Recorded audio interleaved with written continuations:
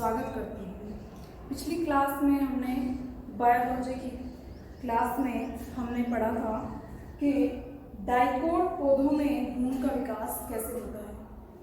आज क्लास में हम देखेंगे कि मोनोकोट पौधों में भ्रूण का विकास कैसे होता है और फर्टिलाइजेशन के बाद जब एम्ब्रियो बनता है उसके बाद फ्लावर में क्या क्या चेंजेस आते हैं, फ्रूट बनने में क्या क्या चेंजेस आते हैं और उसके अलावा कुछ हम टर्म्स देखेंगे जो कि एग्जाम में पूछ ली जाती है।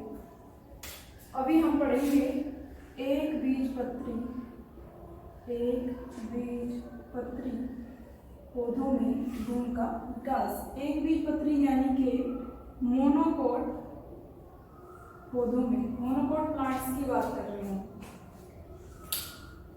सबसे पहले जो कोशिका होती है यानी फर्टिलाइजेशन के द्वारा बनता है जाइगोट।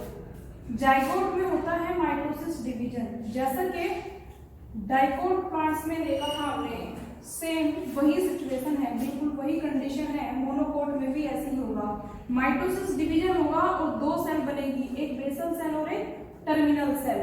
बेसल सेल होती है जेनिजा की साइड और टर्मिनल सेल होती है माइक्रोपाइल की साइड में। ये बेसल सेल आगे जाके डेवलप हो जाती है सस्पेंसर में। ये एक ही सेल सस्पेंसर बनाती है, साइज में बढ़ जाती है लेकिन डिवाइड नहीं करती है।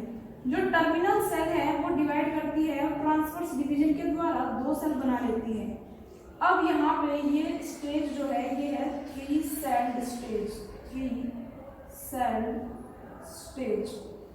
ठीक है, इसमें क्या होता है, जो सबसे नीचे की सेल है माइक्रोपाइल की तरफ की वो टर्मिनल सेल, बीच में जो होती है मिडिल सेल और ऊपर की तरफ होती है सस्पेंसर सेल।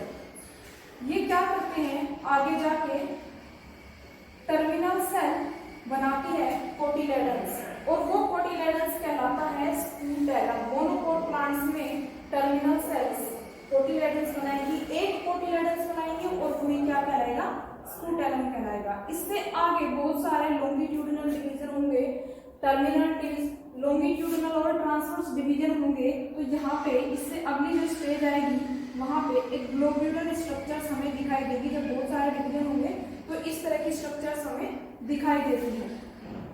यहाँ पे ये वाली जो संरचना, ये वाला जो भाग है ये बनाता है रेडिकल, यानी जो हमारी मिडिल सेल होती है वो रेडिकल बनाएगी, डिवाइड करके रेडिकल बनाएगी और हाइपोप्रोटीन बनाएगी। टर्मिनल सेल क्या करती है, कोटिलेडन्स बनाती है और प्ल्यूमूल और बताया था हमने कि प्ल्यूमूल स्टेम बनाता है और रेडिकल रूट बनाती है।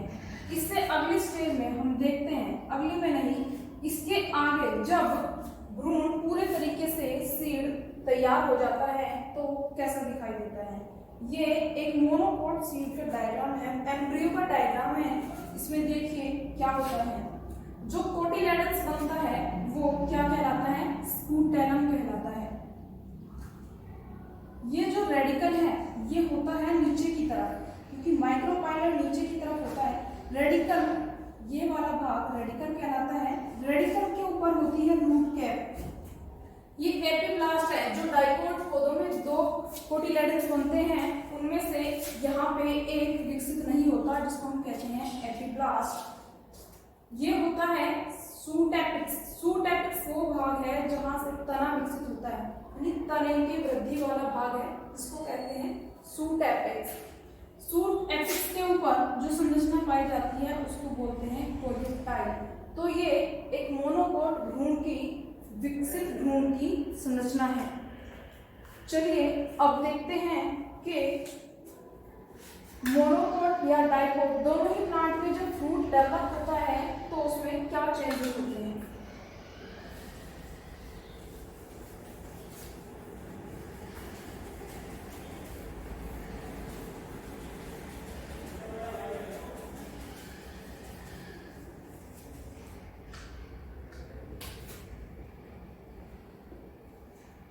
जो हमारा ओव्यूल होता है,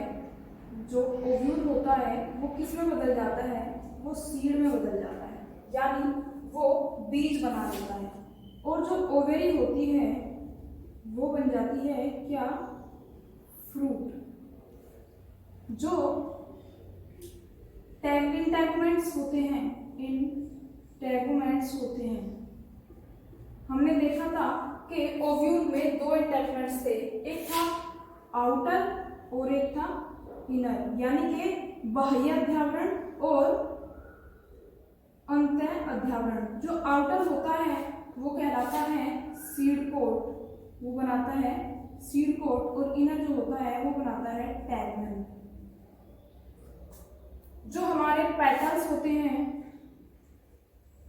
जो सेपल्स होते हैं, स्टाइल होती है या फिर स्टिग्मा होता है, ये सब चीजें क्या हो जाते हैं, वो पुष्प से झड़ जाते हैं, या एक तरीके से कह सकते हैं कि नष्ट हो जाते हैं।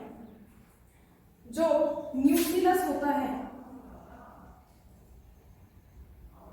वो नष्ट हो जाता है और क्या बनाता है, अगर कुछ बचता है तो बनाता है पेरिस्पर्म।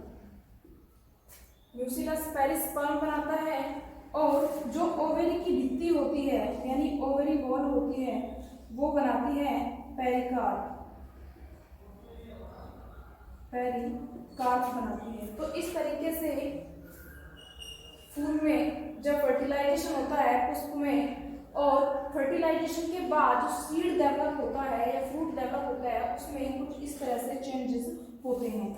चलिए अभी पुष्पीय पौधों में जो हमारा लैंगिक जनन वाला लेसन है उसमें देखते हैं कुछ टर्म्स दी हुई हैं। फर्टिलाइजेशन के द्वारा तो अगला जनरेशन बनती ही है पौधों में, लेकिन उसके अलावा भी कुछ तरीके हैं जो नए पौधे विकसित करने में यूज होते हैं। सबसे पहले देखते हैं एपोमिक्सिस। मैंने यहाँ पे लिखा है एपोमिक्सिस, जिसको हम कहते हैं असंजनन। इसका मतलब क्या होता है, एपोमिक्सिस का मतलब है, जब हमने देखा था फर्टिलाइजेशन में दो तरह के गैमेट होते हैं, एक तो होता है मेल गैमेट प्लस दूसरा होता है फीमेल गैमेट। यानी कि हमने पोलन ग्रेन लिया था और एक ओव्यूल लिया था, वहां पे मेल गैमेट और एक्स में फ्यूजन हुआ था। क्या हुआ था, फ्यूजन, यानी कि संलयन हुआ था, तो बनता था क्या, जाइगोट बनता था। और यही जाइगोट नेक्स्ट पीढ़ी यानी कि सीड तैयार कर रहा था, एम्ब्रियो तैयार कर रहा था अगली पीढ़ी के लिए।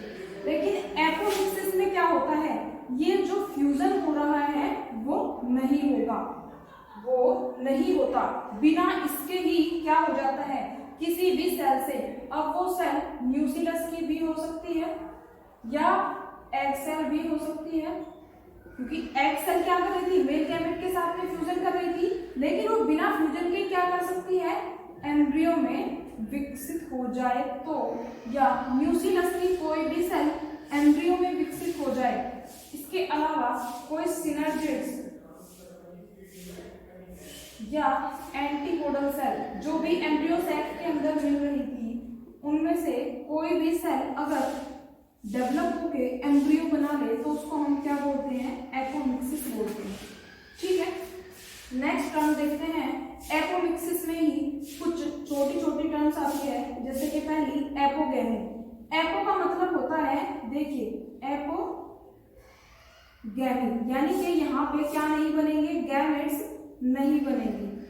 एपोगेमी में गैमेट्स नहीं बनते हैं। और एग सेल क्या करती है, एग सेल भी क्या बना लेती है, एम्ब्रियो में विकसित हो जाती है। यहाँ पे कोई फ्यूजन, कोई संलयन की क्रिया नहीं होती।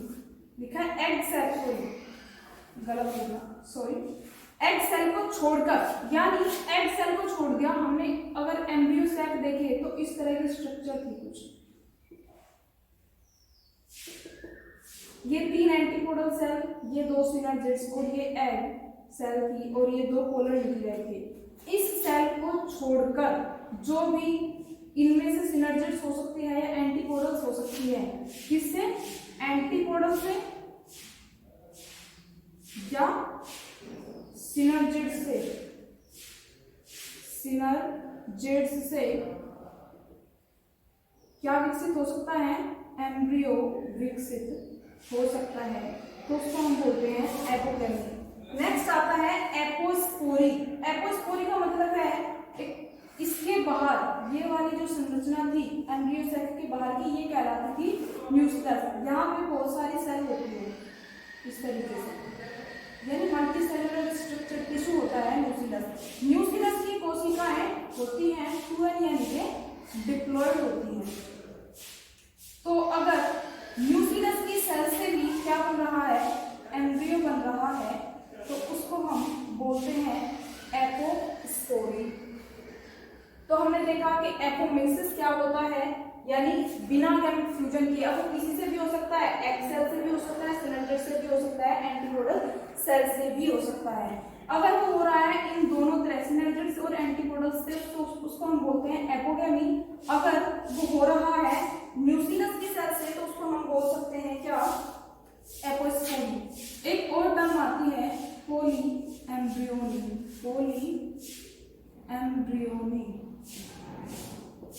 ठीक है, यानी कि बहुभ्रूणता, बहुभ्रूणता। इसका मतलब है कि एक से ज्यादा एम्ब्रियो का डेवलप होना, एक से ज्यादा एम्ब्रियो का डेवलप होना एक ही एम्ब्रियो सेल के अंदर। वो कैसे हो सकता है, एक एग सेल और मेल गैमेट ने तो फ्यूजन करके बना ही लिया एक एम्ब्रियो। इसके अलावा न्यूक्लियस की कोई सेल या सिनोडेट्स या एंटीपोडल्स कोई भी सेल इसके अलावा एम्ब्रियो में ही विकसित हो जाए तो भी क्या होगा, उसको कहेंगे हम बहुभ्रूणता। और अगर इनके अलावा जो जाइगोट बनता है, जाइगोट विभाजन के बाद में दो सेल बना लिए जाइगोट में, तो ये दोनों अलग अलग एम्ब्रियो बना ले तो भी उसको हम कहेंगे बहुभ्रूणता। आज की क्लास में इतना ही। हमने देखा कि एक बीजपत्री में भ्रूण का विकास कैसे होता है, क्या क्या चेंजेस होते हैं फर्टिलाइजेशन के बाद फ्रूट में, और ये कुछ टर्म्स एपोमिक्सिस, एपोगेमी, एपोस्पोरी, पोली एम्ब्रियोनी हमने देखा कि क्या होता है। तो हमारा लेसन पुष्पीय पौधों में रैंगिक जनन कंप्लीट होता है। सेकंड लेसन, अगला लेसन हम पढ़ेंगे वंशागति का अगली क्लास में। आज की क्लास में इतना ही। हमारे चैनल को ज़्यादा से ज़्यादा सब्सक्राइब कीजिए, लाइक कीजिए, बेल आइकन पर प्रेस कीजिए ताकि नेक्स्ट वीडियो का नोटिफिकेशन आप तक पहुंच जाए। Thank you.